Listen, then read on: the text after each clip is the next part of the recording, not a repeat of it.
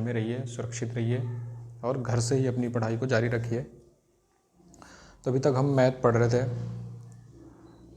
आज हम science start करने वाले हैं। साइंस में सबसे पहले हम फिजिक्स पढ़ेंगे और फिजिक्स में हम सबसे पहले जो चैप्टर पढ़ने वाले हैं उस चैप्टर का नाम है करंट इलेक्ट्रिसिटी। और एनसीईआरटी में इस चैप्टर को, ये चैप्टर का जो नंबरिंग है 12th चैप्टर है इसमें, कि अलग अलग एस चांद में फर्स्ट चैप्टर है ना, तो अलग अलग बुक में अलग अलग चैप्टर है ये नंबर में, लेकिन आप एनसीईआरटी के हिसाब से देखेंगे तो चैप्टर 12 है। तो नाम क्या है इसका? करंट इलेक्ट्रिसिटी है। वैसे जो इसका जो करंट इलेक्ट्रिसिटी है ये एक चैप्टर नहीं, एक ये ब्रांच है, ठीक है। ये क्या है? ब्रांच है, जिसमें हम क्या करते हैं, चार्ज के बारे में पढ़ते हैं, चार्ज, ठीक है, इलेक्ट्रिक चार्ज, जो इलेक्ट्रिसिटी को फ्लो कराने का, जो इलेक्ट्रिसिटी को फ्लो कराता है, जिसकी वजह से इलेक्ट्रिसिटी फ्लो होती है किसी भी मटेरियल में, है ना, मटेरियल का मतलब कंडक्टर में, ठीक है। तो वो किस रीजन से होती है? ड्यू टू फ्री इलेक्ट्रॉन्स की वजह से होती है। उन्हीं फ्री इलेक्ट्रॉन्स को बोल देते हैं कि उनमें क्या है? चार्ज है, ठीक है। तो इसको पढ़ने से पहले हम क्या करेंगे, हम पहले ये पढ़ते हैं कि ये जो चार्ज है ये आया कहाँ से, कैसे मिला हमें, ठीक है। वैसे ये तो आपके हायर क्लासेस में, लेकिन फिर भी इसकी जो बेसिक नॉलेज है वो आपको मैं फ़िलहाल अभी आपकी 10th क्लास में ही दे रहा हूँ, ठीक है। तो देखिए, हमारे जो नेचर है, पूरा जो यूनिवर्स है, उसमें क्या है? केवल एनर्जी ही एनर्जी है केवल उसमें, ठीक है। पूरा यूनिवर्स है, उसमें क्या है? एनर्जी। आप देखते होंगे हवा चल रही है ना, आप देखते होंगे जो समुद्र में क्या होती है, लहरें उठती हैं, है ना, और क्या है, बल्ब जल रहा है, हम चल रहे हैं, हमारे मान लिया हमारे कहीं पर मक्खी बैठ जाती है, मच्छर काटता है, तो तुरंत हमें पता चल जाता है कि यहाँ पर जो मच्छर बैठा हुआ है। तो ये सब क्या है? एक एनर्जी है यहाँ पर, ठीक है। तो हर काम क्या है? एनर्जी के द्वारा हो रहा है। मैंने इसको उठा दिया, यहाँ पर रखा हुआ था, मैंने इसको हाथ में उठा लिया, तो क्या हुआ? यहाँ एनर्जी लगी, ठीक है। हमारी अर्थ जो है सन के चारों ओर क्या कर रही है? चक्कर लगा रही है, तो वो क्या है? उसमें भी एनर्जी है, ठीक है। तो एनर्जी का मतलब जहाँ एनर्जी है वहाँ पर क्या हो रहा होगा? कोई ना कोई वर्क हो रहा होगा, कोई ना कोई फोर्स लग रहा होगा, है ना। तो देखिए, तो इसलिए हम मान के चलते हैं कि जो हमारा यूनिवर्स है उसको हम अपनी लैंग्वेज में, फिजिक्स की लैंग्वेज में हम क्या बोलते हैं? उसको नेचर बोलते हैं। और उस नेचर में क्या है? एनर्जी होती है, ठीक है। उस नेचर में क्या है? एनर्जी होती है। और उस एनर्जी को, वो एनर्जी दो फॉर्म में पाई जाती है, या दो, इस यूनिवर्स के दो जो है रूपों में पाई जाती है। एक तो है मटेरियल, एक तो मैटर, और एक रेडिएशन फॉर्म में पाई जाती है, ठीक है। कैसा होता है? एक मैटर और एक रेडिएशन में। तो देखिए, आपको रेडिएशन को कम पढ़ना है, वैसे हम मैटर को ज़्यादा डिस्कस करेंगे, ठीक है। तो रेडिएशन में क्या होता है कि आप देखते होंगे कि जब सुबह सूरज क्या होता है? राइज होता है, राइजिंग होती है, सनराइज होता है। फिर इसके बाद आप थोड़ी देर बाद देखते होंगे, अगर आप धूप में खड़े हैं तो आपको क्या लगता है? हीट फील होता है, हीट महसूस होता है। तो जो वो हीट महसूस हो रही है वो किस फॉर्म में आती है? वेव फॉर्म में आती है, ठीक है। इस तरह से, ऐसे वेव फॉर्म में। और हमें क्या महसूस होता है? हीट हमें महसूस होती है गर्मी, ठीक है। मतलब सन से हीट ऐसे आएगी, इस तरह से आती हैं, इस तरह से बढ़ती हुई आएगी, ये इस फॉर्म में, वेव फॉर्म में। या आप ऐसे मान सकते हैं, ऐसे इस फॉर्म में आती है, वेव फॉर्म में, ठीक है। लेकिन हमें ये दिखती नहीं है, ठीक है, लेकिन हम इसको फील कर सकते हैं, ठीक है। और क्या है? रेडियो वेव, एग्जाम्पल भी दिया मैंने, सनलाइट, हीट हो गई, रेडियो हीट कैसे? जब आप चूल्हे के पास में आग जलाते हो, आग जलाई होगी आपने कभी, तो आपने देखा होगा कि दूर बैठने के बाद भी आपको, आप उसके टच में नहीं, लेकिन आप दूर बैठे तब भी आपको उसका हीट महसूस होगा, गर्मी महसूस होती है ना।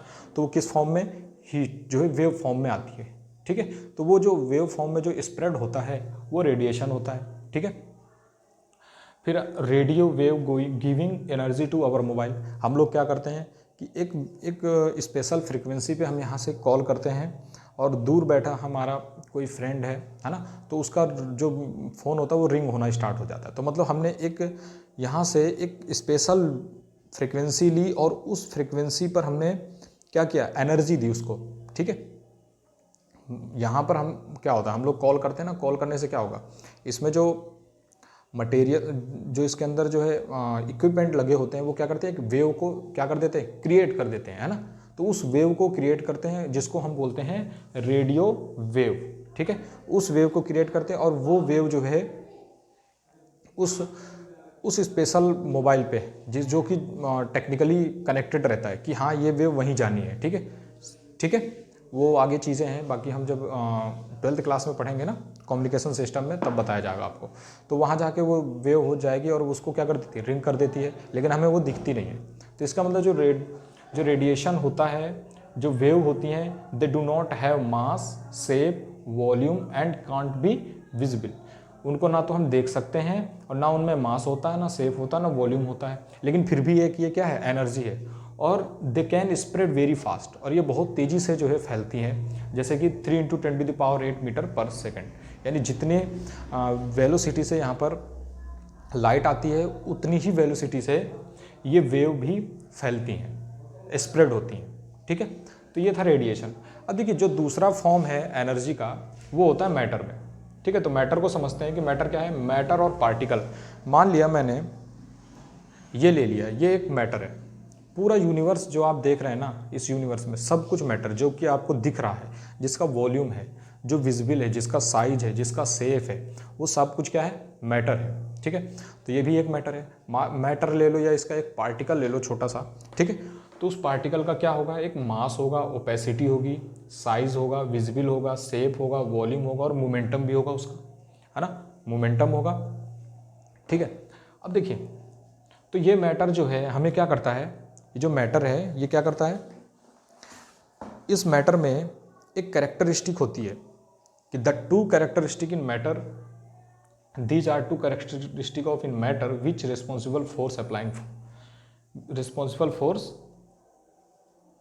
सॉरी यहाँ पर गलत लिख दिया मैंने, यहाँ पर रिस्पॉन्सिबल फॉर होना था यहाँ पर, ठीक है, रिस्पॉन्सिबल फॉर अप्लाइंग फोर्स। तो ये जो दो कैरेक्टरिस्टिक हैं वो क्या करती हैं, किसी भी अदर ऑब्जेक्ट पर क्या करती हैं, फोर्स के लिए रिस्पॉन्सिबल होती है। ये मैटर की एक कैरेक्टरिस्टिक होती है। जैसे ही मैटर बना और उस मैटर में ये दोनों की दोनों कैरेक्टरिस्टिक आ जाती है, मास और इलेक्ट्रिक चार्ज, ठीक है, दोनों के दोनों ही। मान लिया मेरे पास ये है, ये मार्कर है, इस मार्कर में इस समय दोनों ही कैरेक्टरिस्टिक है, मास भी है और इलेक्ट्रिक चार्ज भी है, ठीक है। क्या है दोनों, मास भी है, इलेक्ट्रिक चार्ज, दोनों कैरेक्टरिस्टिक इसके अंदर हैं। लेकिन अगर मैं इससे या एक इसको ले लो आप, इसमें भी मास है और इसमें भी क्या है, इलेक्ट्रिक चार्ज है, लेकिन इसका जो टोटल जो चार्ज होगा या इसका टोटल चार्ज वो 0 है। तो इसलिए इन दोनों को पास में लाने पर, दूर ले जाने पर इनमें कोई जो है इफेक्ट नहीं होगा, इनमें कोई फोर्स अप्लाई नहीं होगा, ठीक है, वो भी बताऊंगा कैसे होगा। लेकिन अगर मैं मास की बात करूँ तो अगर इस डस्टर से इसको अगर मैं हिट करता हूँ तो क्या होगा, इस पर वर्क हो जाएगा एक, यानी इस पर एक फोर्स अप्लाई हो जाएगा। तो ये जो फोर्स अप्लाई हुआ, ये फोर्स किस वजह से हुआ, किस रीजन से हुआ, ये फोर्स जो है इन दोनों के मास की वजह से इनमें फोर्स अप्लाई हुआ है, ठीक है। तो ये याद रखना कि जो, और एक चीज़ और देखिए, हमारी अर्थ या पूरा यूनिवर्स देख लीजिए आप कि अर्थ जो है सन के चारों ओर चक्कर लगाता है ना, और सन जो है पूरे यूनिवर्स में घूम रहा है, सन भी तो घूम रहा है अपनी जगह पर, ठीक है। तो ये जो मास है, ये जो मास से जो फोर्स अप्लाई होता है, उस फोर्स को हम बोलते हैं, क्या बोलते हैं उसको, ग्रेविटेशनल फोर्स बोला जाता है उसको, ठीक है ना। क्या बोलते हैं उसको, ग्रेविटेशनल फोर्स। आपने पढ़ा होगा, ये 9th क्लास में आपने पढ़ा है, ग्रेविटेशनल फोर्स, ठीक है। इसको क्या बोलते हैं, ग्रेविटेशनल फोर्स बोला जाता है। दो अलग अलग मास वाली ऑब्जेक्ट के बीच जो फोर्स अप्लाई होता है उसको क्या बोलते हैं, ग्रेविटेशनल फोर्स बोला जाता है, ठीक है। इतना समझ में आ गया। देखो जैसे कि आप देख रहे होंगे कि अर्थ का मास सन के मास के आगे कुछ भी नहीं है, और पूरे गैलेक्सी के मास के आगे सन का मास कुछ नहीं है, लेकिन फिर भी ये एक दूसरे के चारों ओर घूम रहे हैं और बॉन्डिंग बनाए हुए हैं। तो वो बॉन्डिंग किस रीजन से है, उनके बीच क्या लग रहा है, ग्रेविटेशनल फोर्स अप्लाई हो रहा है, इसीलिए उन्होंने बॉन्डिंग बनाई हुई है और एक क्या सिस्टम बना के रखा हुआ है ना। समझ में आ रही बात, ठीक है। देखिए, लेकिन ये जो फोर्स होता है ये केवल अट्रैक्शन का फोर्स है। किसका फोर्स है, केवल अट्रैक्शन, ये केवल अट्रैक्ट कर सकता है, attraction force. Only attraction force है ये, ठीक है। ये कौन सा फोर्स है? अट्रैक्शन का फोर्स है, रिपल नहीं कर सकता, ठीक है। ये नहीं कि मान लिया ये अर्थ है और ये सन है और ये सन ने इसको क्या कर दिया, रिपल कर दिया और ये दूर चला जाएगा, नहीं होगा। ऐसा अगर हो गया तो ये तो ब्रह्मांड खत्म ही हो जाएगा, ये यूनिवर्स पूरा खत्म हो जाएगा, ठीक है। तो ये केवल अट्रैक्शन कर सकता है। मतलब अगर इसको हम क्या मान के चलें, इसको अगर हम सन मान के चलें, इसको अर्थ मान के चलें, तो इनके बीच क्या है, ग्रेविटेशनल फोर्स लग रहा है। अब इसमें है क्या, ये जितना फोर्स से ये इसको अट्रैक्ट कर रहा है उतने ही फोर्स से ये इसको अट्रैक्ट कर रहा है। तो इसलिए ये दोनों एक स्पेशल एक पर्टिकुलर डिस्टेंस पर हैं और चारों ओर क्या कर रहे हैं, ये घूम रहे हैं, ठीक है। अब देखिए, अगर ग्रेविटेशनल फोर्स, जब ये ग्रेविटेशनल फोर्स की जानकारी थी तब हमें इलेक्ट्रिक चार्ज के बारे में पता नहीं था, ठीक है।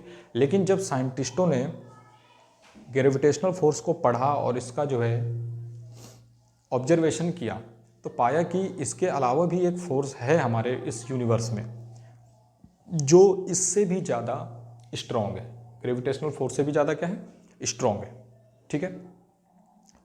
अब इसका उदाहरण, इसका एग्जांपल दे रहा हूँ मैं आपको, कैसे, देखो ध्यान से। आपको पता है कि ग्रेविटेशनल फोर्स क्या होता है। अर्थ जो है अपने से कम मास वाली ऑब्जेक्ट को हमेशा अपनी तरफ क्या करती है, अट्रैक्ट करती है ना, अट्रैक्ट करती है, ठीक है। जैसे मैंने इसको नीचे फेंका तो क्या होगा, ये इसको अट्रैक्ट कर लिया, मतलब क्योंकि इसका मास अर्थ के आगे कुछ भी नहीं है। लेकिन एक ऐसा फोर्स भी है जो कि इस ग्रेविटेशनल फोर्स से भी ज़्यादा है, स्ट्रॉन्ग है, बहुत ज़्यादा स्ट्रॉन्ग है। तो देखिए इन्होंने क्या किया, साइंटिस्टों ने एक एग्जाम्पल निकाला, या मैं ही आपको एग्जाम्पल बता देता हूँ। देखिए अगर ऐसा होगा, आपको पता है कि हर एक मैटर का अगर एक पार्टिकल, छोटा सा भी पार्टिकल ले लेंगे तो उसका भी क्या होगा, मास होगा कोई ना कोई। तो देखिए मैंने इस बोर्ड में मैंने ये लिखा है ना, लिखा है, तो इसके भी पार्टिकल होंगे, ठीक है, इसके भी क्या होंगे, पार्टिकल होंगे। तो अगर इसके पार्टिकल होंगे तो इनमें भी तो ग्रेविटेशनल फोर्स अप्लाई होना चाहिए कि नहीं। तो लेकिन इनमें ग्रेविटेशनल फोर्स अप्लाई नहीं हो रहा है, क्यों? क्योंकि इस मार्कर की जो इंक है इसके बीच और इस व्हाइट बोर्ड के बीच एक ऐसा फोर्स अप्लाई हुआ है, एक ऐसा फोर्स लग रहा है जो कि ग्रेविटेशनल फोर्स से भी ज़्यादा क्या है, स्ट्रॉन्ग है। तो इसलिए ये जो इंक है ये नीचे नहीं गिर रही है, इसको भी तो खींचना चाहिए था, अर्थ को जो है, लेकिन ऐसा नहीं कर रहा है। आपने देखा होगा कि आपके घर में पेंट होता है, पेंट, तो आप देखते होंगे पेंट भी तो गिर जाना चाहिए नीचे फिर, अगर ग्रेविटेशनल फोर्स अप्लाई हो रहा है, लेकिन वो नहीं गिरता। इसका मतलब उस दीवार और उस पेंट के बीच में एक ऐसा फोर्स अप्लाई हुआ जो ग्रेविटेशनल फोर्स से भी ज़्यादा है। तो हमने देखा कि वो जो फोर्स है वो, उसका रीजन क्या है, वो किस कारण से फोर्स अप्लाई हो रहा है, तो उसका रीजन था इलेक्ट्रिक चार्ज, ठीक है। मतलब ये कि जब हम कभी भी दो ऑब्जेक्ट को आपस में क्या करते हैं, फ्रिक्शन द्वारा या रब करते हैं, तो रब करने से क्या हो जाता है, वहाँ पर एक चार्ज अप्लाई होता है, यानी चार्ज क्रिएट हो जाता है, और उस चार्ज से एक फोर्स अप्लाई होता है जिसको हमने नाम दिया इलेक्ट्रिक फोर्स। क्या नाम दिया हमने उसको, इलेक्ट्रिक फोर्स नाम दिया, इलेक्ट्रिक फोर्स हमने क्या दिया उसका नाम, इलेक्ट्रिक फोर्स नाम दिया, ठीक है। तो इसका मतलब जो इलेक्ट्रिक चार्ज है वो क्या है, electric charge a fundamental characteristic of a matter due to which it can apply force on other material. मतलब एक इलेक्ट्रिक चार्ज जो है एक क्या है, कैरेक्टरिस्टिक है मटेरियल की, फंडामेंटल कैरेक्टरिस्टिक या इनहेरेंट कैरेक्टरिस्टिक मान सकते हैं आप, जो किसी दूसरे पार्टिकल पर क्या करता है, एक फोर्स अप्लाई करता है, ठीक है। आपने देखा होगा कि जब आप कॉम करते हैं, कंघी करते हैं ना, तो आप बालों में रगड़ के, अगर आप उसको रगड़ के क्या करेंगे, छोटे छोटे कागज़ के टुकड़े चिपकाते हैं तो उसमें क्या हो जाता है, कागज़ के टुकड़े चिपक जाते हैं, है ना। तो इसका मतलब क्या है, इसका मतलब यह है कि इस पर क्या आ जाता है, एक चार्ज आ जाता है। वो चार्ज उस पर क्या होता है, जब हम उस चार्ज को उन कागज़ के टुकड़ों के पास ले जाते हैं तो क्या हो जाता है, उसमें चिपक जाते हैं, यानी वो चार्ज होकर के उसको अपनी तरफ अट्रैक्ट करने का, मतलब अट्रैक्ट करने की एक एनर्जी आ गई, ठीक है। समझ गए आप इतनी बात, ठीक है। तो इलेक्ट्रिक चार्ज यहाँ से आया, और जो इलेक्ट्रिक चार्ज से जो फोर्स अप्लाई होता है उस फोर्स को क्या बोलते हैं हम लोग, इलेक्ट्रिक फोर्स बोलते हैं। तो आई होप आपने इलेक्ट्रिक चार्ज पढ़ा हो, आपको इलेक्ट्रिक चार्ज समझ में आ गया क्या चीज़ है। Electric charge is a characteristic of a matter, ठीक है, ये कैरेक्टरिस्टिक है मैटर की, जैसे ही मैटर बनता है उसमें एक कैरेक्टरिस्टिक आ जाती है। समझ में आ गई बात। अब देखिए ये होता कैसे है, एक चीज़ और ध्यान रखना कि जो इलेक्ट्रिक चार्ज होते हैं दो तरह के फोर्स अप्लाई करते हैं, या तो ये अट्रैक्शन का फोर्स अप्लाई करेंगे या तो ये रिपल्सन का फोर्स अप्लाई करेंगे। ठीक है, ठीक है, तो याद रखना ये दो तरह के फोर्स अप्लाई करते हैं। मैं यहीं पर सब लिख दे रहा हूँ, दो तरह के फोर्स अप्लाई करेंगे। जो ये फोर्स अप्लाई करते हैं टू टाइप के, एक तो या तो रिपल्सन का होगा या तो अट्रैक्शन का होगा। दो तरह के ये फोर्स अप्लाई करते हैं, अट्रैक्शन का या तो रिपल्सन का। तो जब अट्रैक्शन का और रिपल्सन का अगर फोर्स अप्लाई करते हैं तो इसका मतलब क्या है? इसका मतलब ये है कि चार्ज भी दो टाइप के होते हैं। इसका मतलब क्या है? चार्ज भी दो टाइप के होते हैं, तभी तो या तो ये अट्रैक्ट होंगे या तो ये रिपल्स होंगे। अभी देखिए, जब हमने ग्रेविटेशनल में देखा कि दो चीज़ें होनी चाहिए तभी ये दो एक दूसरे को अट्रैक्ट करेंगे ना, तो इसका मतलब दो चार्ज होते हैं कि जो कि अट्रैक्शन या तो रिपल्सन को अप्लाई करेंगे। तो हमने यहाँ देखा कि चार्ज के टाइप क्या हो गए।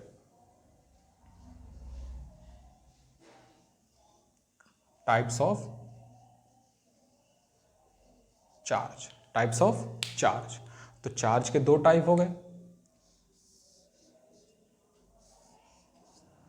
एक तो हो जाएगा पॉजिटिव, नाम दिया हमने एक का, और एक का नाम दिया हमने निगेटिव चार्ज। ठीक है, एक का पॉजिटिव चार्ज और एक का निगेटिव चार्ज। अब ये देखिए ध्यान से, तो इसका मतलब अट्रैक्शन और रिपल्सन कैसे होगा? तो याद रखना कि अगर आपको अट्रैक्शन फोर्स अप्लाई करना है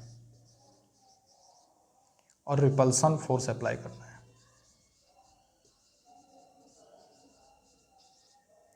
तो देखो क्या होगा। अट्रैक्शन फोर्स तब अप्लाई होता है जब आप सेम चार्ज यानी पॉजिटिव पॉजिटिव को पास में लाएंगे। सॉरी,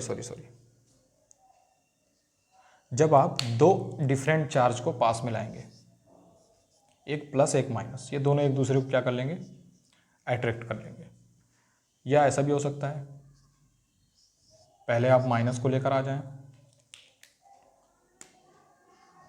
फिर दोबारा आप प्लस को लेकर आ जाएं, तब भी दोनों क्या करेंगे? एक दूसरे को अट्रैक्ट करेंगे। लेकिन रिपल्सन का फोर्स कब अप्लाई होता है? जब आप सेम चार्ज को पास में लाएंगे, माइनस माइनस, तो ये दोनों क्या करेंगे? एक दूसरे को रिपल करेंगे, एक दूसरे को दूर कर देंगे। ठीक है, या दोनों ही पॉजिटिव होने चाहिए। क्या होने चाहिए? दोनों ही पॉजिटिव होने चाहिए। तो ये दोनों एक दूसरे को क्या कर देंगे? रिपल कर देंगे। ये तो बात आ गई, पॉजिटिव चार्ज और निगेटिव चार्ज भी देख लिया हमने कि अट्रैक्शन फोर्स या रिपल्सन फोर्स अप्लाई होता है। ठीक है, अब देखो ये पॉजिटिव और निगेटिव बनते कैसे हैं? अब इस बात पे हम लोग थोड़ा गौर करते हैं और थोड़ा सा ध्यान रखना इस बात को, आप लोग कैसे होगा। ठीक है, एक कॉन्सेप्ट है यहाँ पर, बाकी जो मैं इसके नोट, ये आप लोग नोट कर लेना, ये आपके काम की चीज़ है। ठीक है, वीडियो पॉज करके फिर इसके बाद मैं इलेक्ट्रिक चार्ज का जो डेफिनेशन मैंने बताया वो भी आपको मैं लिखवा दूंगा। ठीक है, आपको सब मिल जाएगा, तो आप टेंशन मत लेना इस बात की। अब देखिए, इसको मैं रफ कर रहा हूँ यहाँ पर, इधर इतना रफ कर रहा हूँ मैं। ठीक है, अब देखिए ध्यान से, मान लिया हमारे पास एक एटम है। ठीक है, ये एक क्या है? मैटर, और इस मैटर का मैंने एक एटम लिया। ठीक है, ये मार्कर है ना, ये मार्कर है, मार्कर का मैंने क्या किया? एक एटम ले लिया, वो ये रहा। तो ध्यान रखना कभी भी कि इस मैटर में जितने इलेक्ट्रॉन होंगे, जितने प्रोटॉन होंगे, दोनों ही इक्वल होंगे। यानी अगर इसमें 10 इलेक्ट्रॉन है तो 10 प्रोटॉन होंगे। ठीक है, 10 इलेक्ट्रॉन हैं तो 10 क्या होंगे? प्रोटॉन होंगे। अगर 10 पॉजिटिव हैं तो 10 निगेटिव भी होंगे। तो इसका नेट चार्ज कितना हो गया? Net charge is 0। Net charge is 0। तो इसीलिए तो आप देख रहे हैं कि इस ब्रह्मांड में सब में चार्ज है, लेकिन क्या कोई फोर्स अप्लाई करता है? अगर ऐसा होता, अगर इसमें पॉजिटिव होता है, इसमें चार्ज होता है, ये दोनों एक दूसरे के चिपके होते, मैं इनको अलग ही करता रहता है नहीं? क्यों? ये क्या है, डस्टर है। अगर इसमें चार्ज होता, मान लिया इसमें निगेटिव चार्ज होता और इस वाइट बोर्ड में पॉजिटिव चार्ज होता, तो ये इसमें चिपका रहता, फोर्स अप्लाई होता। लेकिन नेचर भी किसी चीज़ को बनाती है तो सोच समझ के बनाती है। नेचर ने सबको चार्ज दिया, पॉजिटिव भी दिया, निगेटिव भी दिया, लेकिन नेचर ने क्या कर दिया कि सबको इक्वल चार्ज दे दिया। मतलब जितने पॉजिटिव दिए उतने ही निगेटिव दिए, तो इसलिए टोटल चार्ज कितना हो गया, 0। तो इसलिए कोई फोर्स अप्लाई नहीं करता। लेकिन अगर मुझे वो फोर्स अप्लाई करना है तो क्या करना पड़ता है हमें? मान लिया ये मैटर है, ठीक है, और इस मैटर का ये क्या है, न्यूक्लियस है। यहाँ पर क्या होगा, न्यूक्लियस होगा, और न्यूक्लियस में क्या रहते हैं, पॉजिटिव चार्ज रहते हैं, सारे पॉजिटिव चार्ज रहते हैं यहाँ पर, ठीक है। तो निगेटिव चार्ज कहाँ रहते हैं, इस न्यूक्लियस के इस ऑर्बिट में। ऑर्बिट में बाहर ये निगेटिव चार्ज क्या रहते हैं, घूमते रहते हैं, ठीक है, इस तरह से ये घूमते रहते हैं। और निगेटिव चार्ज को हम क्या बोलते हैं, इलेक्ट्रॉन, याद रखना, ठीक है। तो जो निगेटिव चार्ज होता है, ये निगेटिव चार्ज किस कारण होता है, इलेक्ट्रॉन के कारण होता है, याद रखना इस बात को, इलेक्ट्रॉन के कारण होता है। इलेक्ट्रॉन को ई से दिखाते हैं। और पॉजिटिव चार्ज किस कारण होता है, प्रोटॉन के कारण, प्रोटॉन के कारण, ठीक है। इसको पी से डिनोट करते हैं, याद रखना, ठीक है। अभी पता चल जाएगा आप लोगों को। तभी मैंने वही कहा ना कि जितने इलेक्ट्रॉन होंगे उतने ही प्रोटॉन होंगे, इसलिए जो टोटल नेट चार्ज 0 हो गया। अब देखो ये चार्ज पॉजिटिव कैसे होगा, निगेटिव कैसे होगा, ध्यान से देखिए। सपोज इस नॉर्मल टेम्परेचर पर, इस रूम में नॉर्मल टेम्परेचर पर इनमें कोई इफेक्ट नहीं होता, ना तो इनका इलेक्ट्रॉन बाहर जाएगा, ना तो इलेक्ट्रॉन इनमें एक अंदर आएगा। लेकिन अगर हम इनको इससे भी ज़्यादा एनर्जी दे दें तो क्या होता है कि इलेक्ट्रॉन अपना ऑर्बिट छोड़ के बाहर चला जाता है, ठीक है, अपना ऑर्बिट छोड़ के क्या हो जाता है, बाहर चला जाता है, ठीक है। एक सेकंड, हाँ, तो देखिए अपना ऑर्बिट छोड़ के क्या हो जाएगा, बाहर चला जाएगा। तो देखिए यहाँ पर मैंने मान लिया इसको क्या दिया, इस इलेक्ट्रॉन को मैंने एक्स्ट्रा एनर्जी दे दी। अब एक्स्ट्रा एनर्जी देने से क्या होगा, ये इलेक्ट्रॉन भाई इसको छोड़ के चला जाएगा, यानी ये क्या हो गया, अमीर हो गया, इसको बहुत ज़्यादा एनर्जी हो गई, यानी बहुत ज़्यादा रुपया आ गया, समझ लो, ऐसा कर सकते हैं, है ना। तो बहुत ज़्यादा एनर्जी हो गई, और ये क्या कर देगा, बोलेगा भाई मैं तुझे छोड़ रहा हूँ, और ये छोड़ के बाहर निकल जाएगा, ठीक है। अब देखिए ध्यान से, मान लिया इसमें इलेक्ट्रॉन कितने थे, 1 2 3 4 5 6 7 इलेक्ट्रॉन थे, ये सपोज है, ठीक है। हाँ, तो इस पे जो नंबर ऑफ इलेक्ट्रॉन थे वो कितने थे, 7 थे। नंबर ऑफ प्रोटॉन भी कितने होंगे, 7 होंगे। नंबर ऑफ प्रोटॉन भी कितने होंगे, 7 होंगे। अब भाई मैंने इसको एनर्जी दी, तो इससे एक इलेक्ट्रॉन बाहर चला गया, तो अब रिमेन कितने बच गए इलेक्ट्रॉन, 6 इलेक्ट्रॉन बच गए, यानी माइनस के 6 बचे, यानी माइनस का 7 था पहले, तो अब कितने बच गए, माइनस के 6 बच गए। तो अब अगर इसका नेट चार्ज हम देखें, इसका नेट चार्ज, तो नेट चार्ज कितना रह जाएगा, 7 प्लस माइनस 6 इक्वल टू 1, यानी प्लस का 1 आ गया। मतलब ये हुआ कि इस एटम पर एक प्लस का पॉजिटिव चार्ज हो गया, जो बाहर निकला वो निगेटिव चार्ज था एक, वो क्या था, एक निगेटिव चार्ज था। तो आपको मिल गया पॉजिटिव कैसे हुआ, निगेटिव कैसे हुआ, ठीक है। तो जब हम किसी भी ऑब्जेक्ट को एनर्जी देते हैं तो या तो एनर्जी देंगे, या तो उससे एक इलेक्ट्रॉन बाहर निकलेगा, या तो उससे एक इलेक्ट्रॉन एक्स्ट्रा उसमें आ जाएगा, ठीक है। समझ में आ गई बात, तब वो पॉजिटिव हो जाता है, निगेटिव हो जाता है, ठीक है। तो देखो एक इलेक्ट्रॉन यहाँ से निकल के चला गया तो क्या बन गया, ये पॉजिटिव बन गया, यानी अब इसमें फोर्स अप्लाई करने का क्या आ गई, क्वालिटी आ गई, क्वांटिटी आ गई, यानी ये अब किसी भी ऑब्जेक्ट पर, किसी भी मैटर पर क्या कर सकता है, ये फोर्स अप्लाई कर सकता है। अब ऐसे ही ये इलेक्ट्रॉन है, तो इस पर भी एक एनर्जी आ गई अलग से, ये भी किसी पर क्या कर सकता है, फोर्स अप्लाई कर सकता है, ठीक है। तो इस तरह से ये निगेटिव हो गया और इस तरह से ये पॉजिटिव हो गया। अब देखिए जो ये यहाँ पर खाली जगह है, इस खाली जगह को हम बोलते हैं होल। क्या बोलते थे इसको? होल। फिजिक्स में बोलते हैं, आप लोग 12th क्लास में पढ़ेंगे होल क्या चीज़ है। और आप केमिस्ट्री में इसको बोलते हैं आयन। केमिस्ट्री में क्या बोलते थे आप इसको? आयन बोलते हैं। ठीक है, ये बात समझ में आ गई। ठीक है, अब देखो ये जो इलेक्ट्रॉन है, ये जो इलेक्ट्रॉन है जो इससे फ्री हो गया है, यानी फ्री मूव कर रहा है अब उस मैटर के अंदर, ठीक है ना, फ्री मूव कर रहा है। तो जो फ्री मूव करता है, इसीलिए इस इलेक्ट्रॉन को हम बोल देते हैं फ्री इलेक्ट्रॉन। फ्री इलेक्ट्रॉन, इसको क्या बोल देते हैं हम लोग? Free electron. और इसी फ्री इलेक्ट्रॉन की वजह से क्या फ्लो होता है? इलेक्ट्रिसिटी। इलेक्ट्रिसिटी, इलेक्ट्रिक करंट बोल दो इसको आप।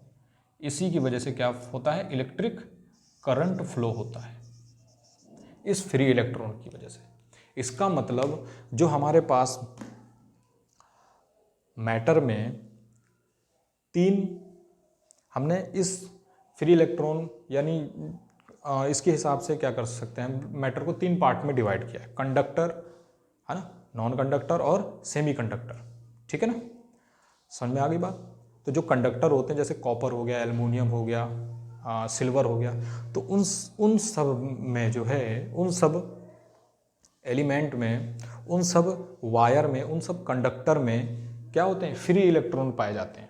क्या पाए जाते हैं उनमें? Free electron. पहले से ही नेचर ने उनको फ्री इलेक्ट्रॉन दे दिया है।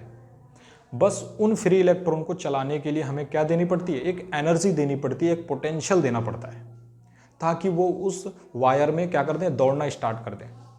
ठीक है, और अगर वो दौड़ना स्टार्ट कर देते तो इसका हम बोलते हैं कि उसमें इलेक्ट्रिसिटी फ्लो हो गई, उसमें करंट आना शुरू हो गया। आ गई बात समझ में?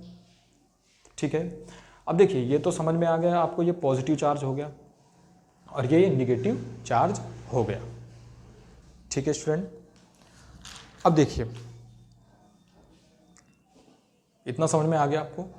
ठीक है, इतना नोट कर लेना।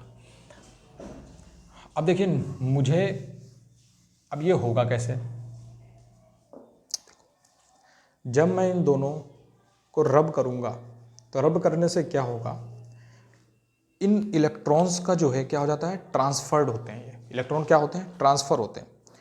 या तो यहाँ से कुछ इलेक्ट्रॉन इसमें आएंगे या तो इससे कुछ इलेक्ट्रॉन इसमें आ जाएंगे। ठीक है, आ रही बात समझ में? इलेक्ट्रॉन ही ट्रांसफ़र होते हैं, ये याद रखना। इलेक्ट्रॉन ही एक जगह से दूसरे जगह तक जा सकते हैं, प्रोटॉन नहीं जा सकता। अब रीजन क्या है? ध्यान से देखिए, एक ये है, एक ये है। तो मैं यहाँ से अगर दूर फेंकूँ, अगर इन दोनों को फेंकूँगा तो दूर कौन जाएगा ज़्यादा? ये जाएगा, ये जाएगा, ये जाएगा ज़्यादा दूर, ये कम दूर जाएगा, ये ज़्यादा दूर जाएगा। क्यों? क्योंकि ये हल्का है और ये भारी है। वैसे तो खैर फिजिक्स के हिसाब से तो ये ज़्यादा दूर जाएगा। ठीक है, लेकिन ध्यान रखिएगा जो इलेक्ट्रॉन होते हैं, इलेक्ट्रॉन का जो मास होता है वो बहुत कम होता है और प्रोटॉन का जो मास होता है वो बहुत ज़्यादा होता है। तो इसीलिए जो इलेक्ट्रॉन जो होते हैं वो करंट को फ्लो करने के लिए क्या होते हैं? मतलब इलेक्ट्रॉन को फ्लो इलेक्ट्रॉन ही करते हैं, प्रोटॉन नहीं करेंगे। क्यों? क्योंकि प्रोटॉन का जो मास होता है वो बहुत ज़्यादा होता है और इलेक्ट्रॉन का मास जो है वो क्या होता है? कम होता है। तो इसीलिए याद रखना कि जब हम इन दोनों को रब करेंगे तो इससे इलेक्ट्रॉन ही निकल के आएगा, इसमें चिपक जाएगा, और इससे एक इलेक्ट्रॉन इसमें चिपक जाएगा। समझ में आ गई बात? तो आज की कहानी आपकी ये थी, इलेक्ट्रिक चार्ज कहाँ से आया, कैसे आया। अब देखो ध्यान से, एक चीज़ और लिखा देता हूँ आप लोगों को कि द स्मॉलेस्ट पार्टिकल, इसको रफ कर देता हूँ मैं। ठीक है, ये आप लोगों को नोट कर लेना। ठीक है, अब लिखवा देता हूँ आप लोगों को मैं कि इलेक्ट्रिक चार्ज क्या होता है। ठीक है,